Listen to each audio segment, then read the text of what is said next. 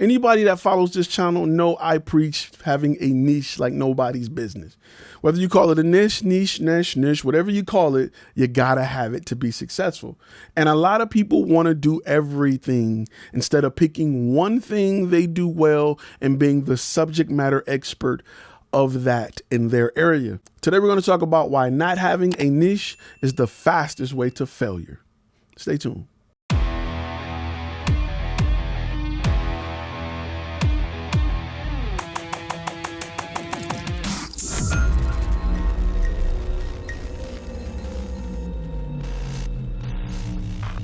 Bruh, I'm gonna need you to hit that subscribe button real quick. Good looking out. What's going on, guys? My name is Ty Turner, and if this is your first time on this channel is designed to help you turn your passion into profit. It's to help you learn the business side of content creation. If you want to go learn how to Photoshop stretch marks off the backs of women, this ain't the page for that. This page is strictly designed to help you get that bag. Today, we're going to talk about niche and why you need to have one, why it's extremely important that you lock down and nail down really one thing that you want to do.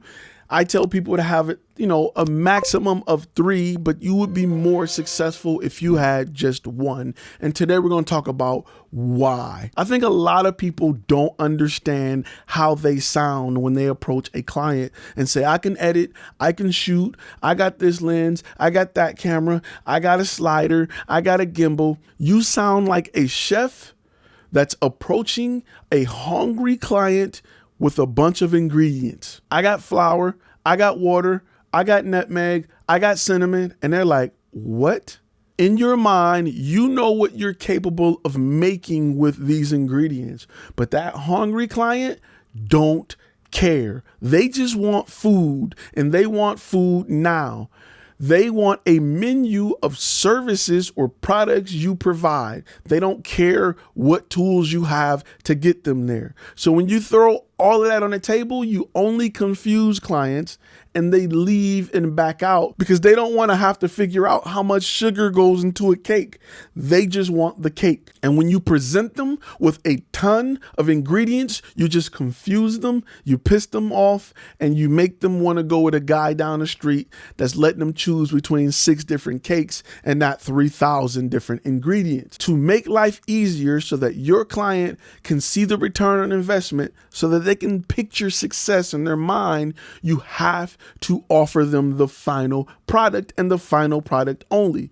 When you go to Red Lobster, they don't offer you salt, sugar, and pepper. They offer you a dish with some lobster tail already cooked in butter next to some asparagus and some mashed potatoes. They don't let you figure out what's supposed to go in it.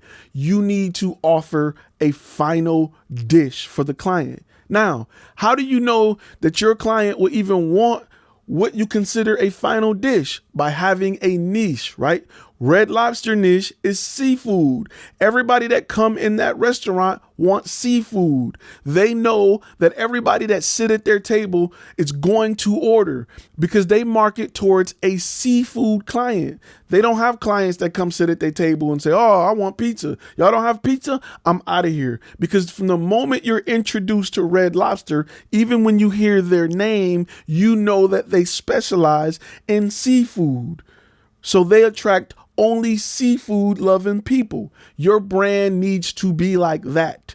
Your name and everything about your brand needs to be dedicated to your niche. So you're not attracting people that want something that you don't do.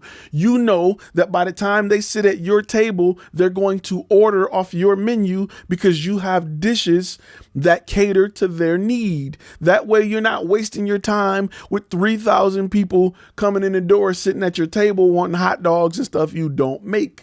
That's why having a niche is important. You can work hard at making sure you're the subject matter expert for that niche. Olive Garden sounds like an Italian place because they've worked hard to establish that brand to cater to just Italian food. When you go to Olive Garden, you don't go there for chicken tenders and burgers. Now, I'm not saying they don't have it, because sometimes your kids want that and they have it on the menu. Just like I tell you guys, just because you got a niche don't mean you need to turn down other money. If somebody wants you to shoot a birthday party and you want to do it and your niche is corporate events or something different, go get that money. However, don't build your brand to get that money. Olive Garden is not building their brand around chicken tenders. They're building their brand around Italian food. So you need to figure out what your niche is. And I know I say 3, but you would have more success with 1. Name your brand and everything about your brand to cater to that niche, and you need to go after it. That's why it's important before you start investing in your brand, before you get your logo, before you start designing your website, before you even pick your colors, you need to know who is my target audience. What is my niche? Who am I going after? Then let's build my brand to cater to that audience. If you do this backwards or out of order, your chances for success will drop dramatically. I am trying to give you a path to almost guaranteed success. You have to build your brand around your niche. It's that simple. Find me a brand that's not built around a niche, and I'll find you a brand that's not successful. Even companies like Walmart, their niche is price shoppers. They're people who don't want to spend a lot of money, people who don't want to go a lot of different places, people who don't want to go to Ace Hardware to talk to a specialist on which hammer is best for me. They just want a guy that's in there that can just point them to the hammers. I guess this is what I need. If you really wanted to get tools, you'll go to Home Depot, because those guys can talk tools a little bit better than the guys at Walmart, but you're going to pay a little bit more. So when you build your brand, look at your company like a restaurant, because Italian restaurants, seafood restaurants, and Mexican restaurants probably got about 75% of the same ingredients. They got salt, pepper, nutmeg, cinnamon, flour. They got the same ingredients in the back of the house. They just have a few different ingredients and they specialize in something. That way they can hire people that specialize in seafood. They can get the right tools to specialize in seafood. You have to build it based off your niche. Some of you guys are buying equipment. You don't even know what your niche is. You just want a slider, but nobody in your niche uses a slider. It's impossible to use a slider when you're doing the type of video you're doing. You just thought it was dope. You spent money on it. Now you got equipment that's collecting dust.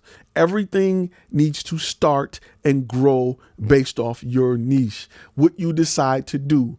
I'm telling you, your color palette needs to be based off what you do. If you're doing sports photography, you're not going to show up in a suit to take pictures. You probably got some polos or something that's comfortable that you can move around in. You probably got gym shoes instead of dress shoes. Your wedding photography, you're probably working in dress shoes. If you're a sports photographer chasing the kid doing ballet, you probably got Skechers or gym shoes. So those are things you need to think about in the beginning that can save you a lot of time, a lot of money. If you understand what your niche is, you got to live and die by that niche. You got to. Your chances of success increase 2 and 3 times when you develop everything around your target audience. From day one, you're training to go after that target audience. You have to understand how important that is to your success. People fear that there's not going to be enough business in whatever one thing you choose, and that's just not the case. In fact, people are going to pay more for what you do, and you're going to work less and make more money. You're working smarter. You're not working harder. And that's something you really have to take into account as you begin to go into business. Because I guarantee you love what you do, but you don't want to work 80 hours a week. Not if you got a family. It's nice to have the ability to go out and make ends meet.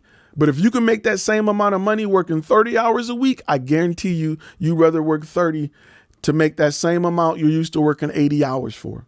I guarantee you'd rather put less wear and tear on your equipment. Pick a niche and go with it. Be all about it. Be the best photographer or videographer in that niche, in your state, in the country, in the nation, period. Be the go-to guy for that. And I guarantee you will have success faster and greater than you can currently think of. All right, guys, if you like this video, go ahead and hit that thumbs up. Comments, make sure you post them below. I want to thank you guys for taking the time to watch this video, and I will see you guys in the next video.